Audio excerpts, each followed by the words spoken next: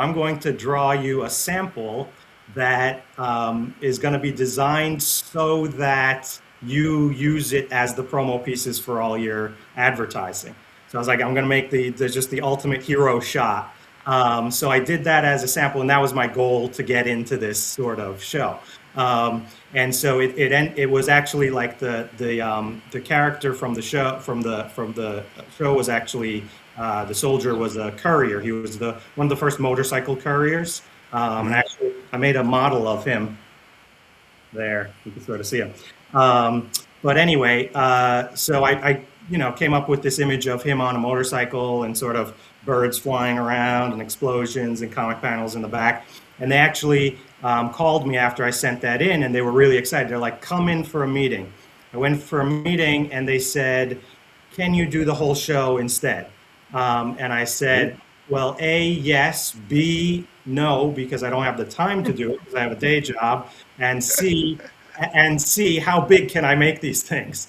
And so they said, "Well, in between these windows that we have in the gallery, the largest you could go is like 6 foot by 4 foot. So you can go that big." And I was like, "Well, okay, I don't know how to make canvases that big, but my wife does." So I recruited my wife. She built these canvases. Anyway, long story short, I came up with 6 foot by 4 foot paintings for this show. And it took you through, in a comic book style, sort of this journey of World War I that the soldier went through.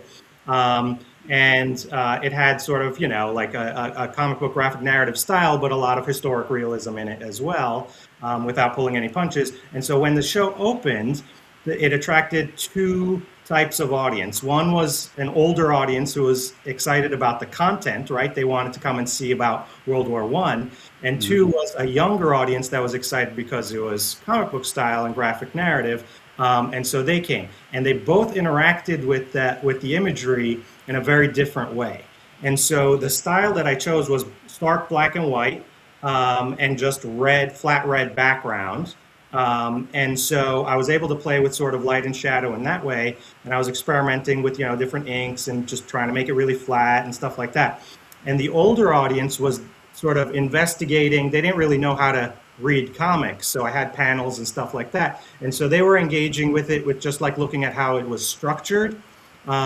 And by doing so, they were familiarizing sort of with the new age, what the kids like in these comic books, right? Which is only 100 years old, but whatever. But and then the younger kids who were, I'd say up to like 30, 35 roughly age-wise, were really excited about it because it was a different format, and they were bringing their kids to sort of experience something that they normally wouldn't have engaged with that type of content. So I was there giving lectures every weekend about World War I and painting techniques. So that was really fun. But because of that, I was able to engage with the audience and how they were witnessing my artwork and how they were engaging with it. And I had never had that opportunity before.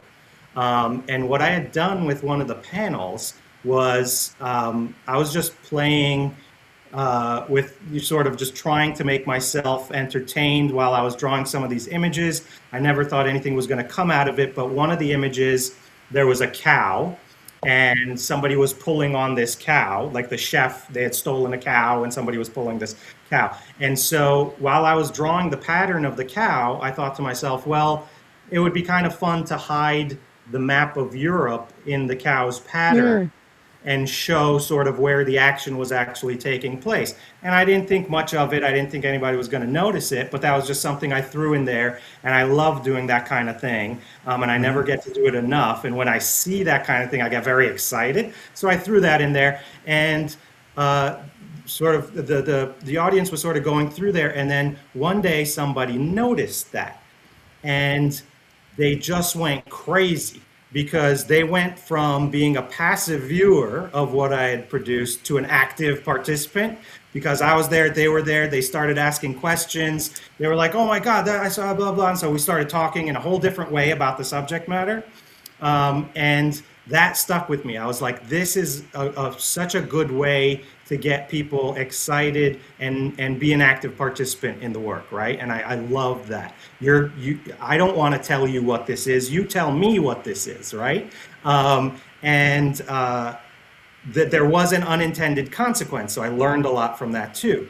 That was the only sort of hidden image I had hidden in those paintings. There were 6 large paintings, but people, once they found that one thing, they started finding all sorts of stuff that didn't exist in the paintings.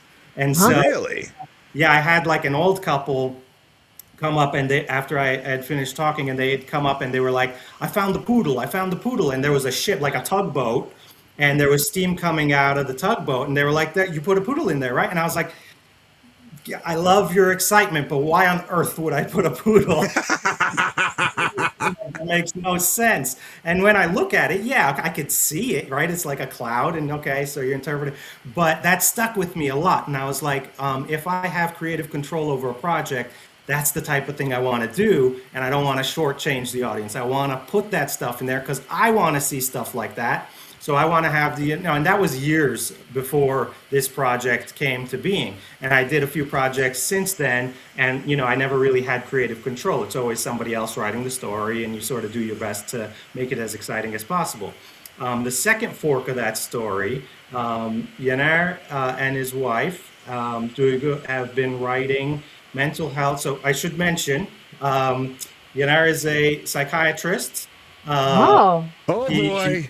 do you want to okay. do? Emergency, emergency room psychiatrist. Yeah. So Yeah, do you want to do your own intro? yeah, for sure. No, Yeah. it's awesome. So yeah, so I'm an emergency room psychiatrist. I worked in the busiest ERs across America, and so on the East Coast, on the West Coast, with some of the sort of the people in the greatest time of their lives and their needs, and some of the most sort of disenfranchised folks as well. So think emergency room psychiatry, busiest ERs, and so we were writing, and we still continue to write with my wife mental health textbooks, and so.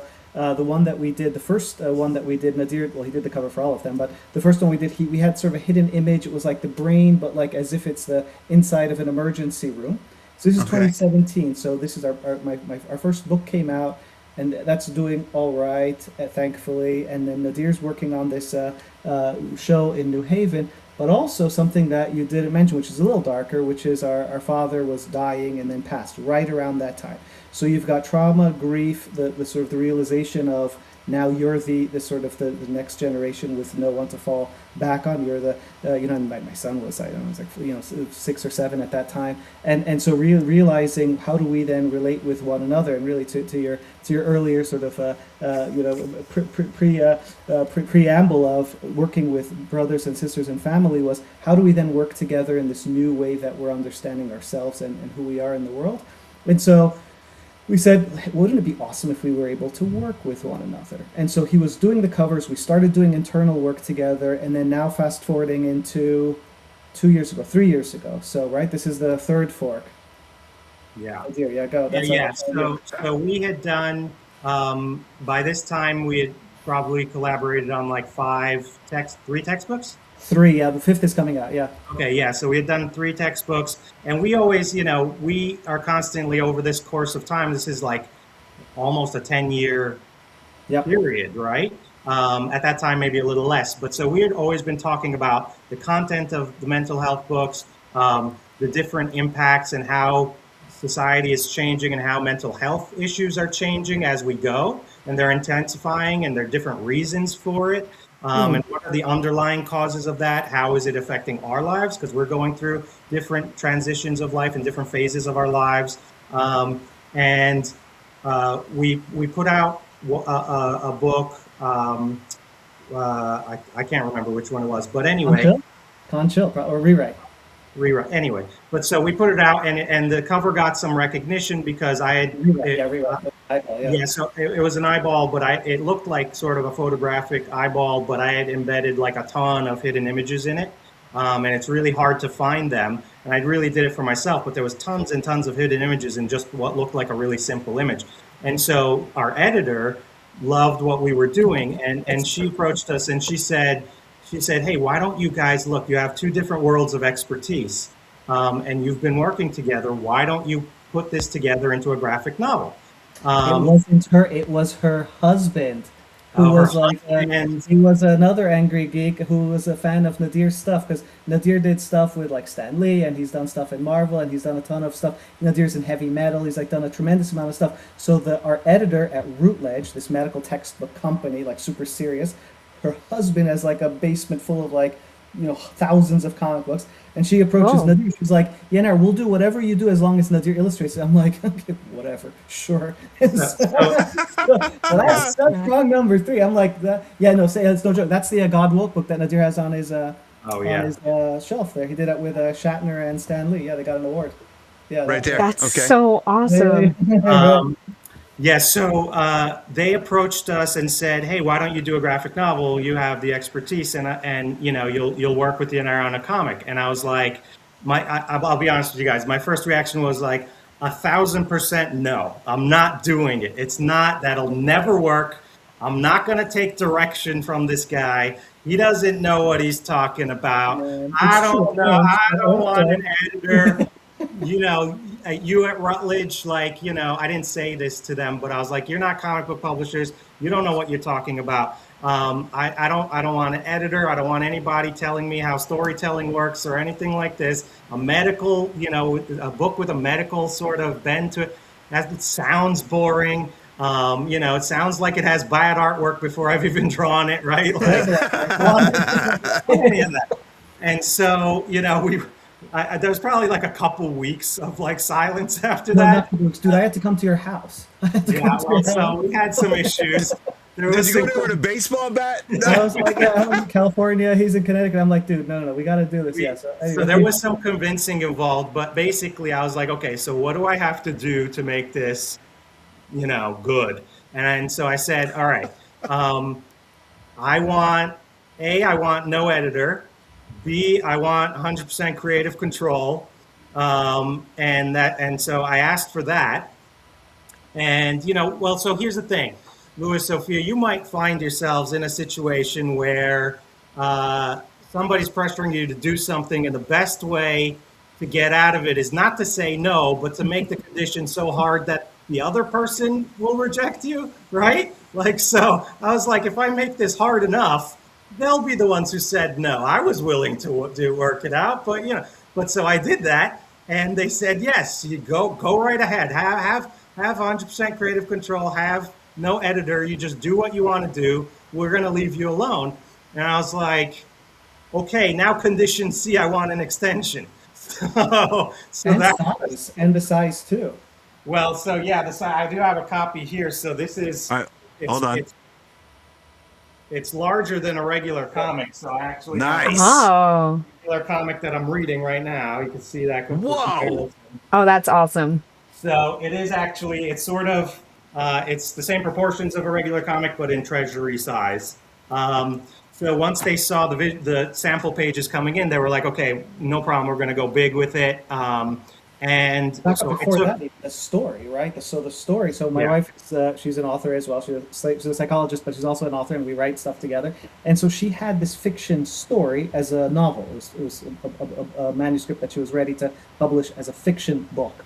And so Nadir and I were just like talking, okay, what do we write about? And our biggest, I mean, we're like, I'm in my, late 40s at this point, and so I've known him literally all my life. And mid so 40s, our fantasy, mid 40s. Mid, you're mid. Yeah, you're mid. I'm late. No, so all of our lives. Wait, excuse me, Yanir. I would hope you know him your whole life. He's your brother. It's true by default. Yeah, and so yeah. So By default. let's make something that if we saw on the shelf, because we're comic book nerds and we have huge big all of our lives, and so it's like if we saw this on the shelf that we would actually buy it, right? Because there's with mental health being a lot more popularized over the last decade or so, there's a lot of stuff out there, and it's important, but the art is lacking. It's just not there. There's the content is there, the subject matter expertise is there, but the art sort of leaves a lot to be desired.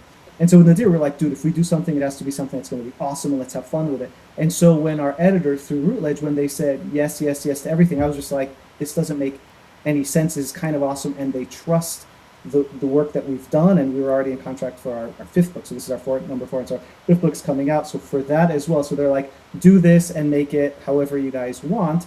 That was when Nadir and I were just like, dude, what are we gonna write? Like, and so we had ideas, and we wanted it to be, because it's like, and this is their first Routledge's, and so they're under the Taylor and Francis umbrella. Oh, dude, get this, you guys will like this. So Taylor and Francis is the larger group that publishes all the research articles and stuff, and then Routledge is an imprint of them. Informa is the larger company that also purchased all of the fan expos. So, and this is like Oh. serendipity.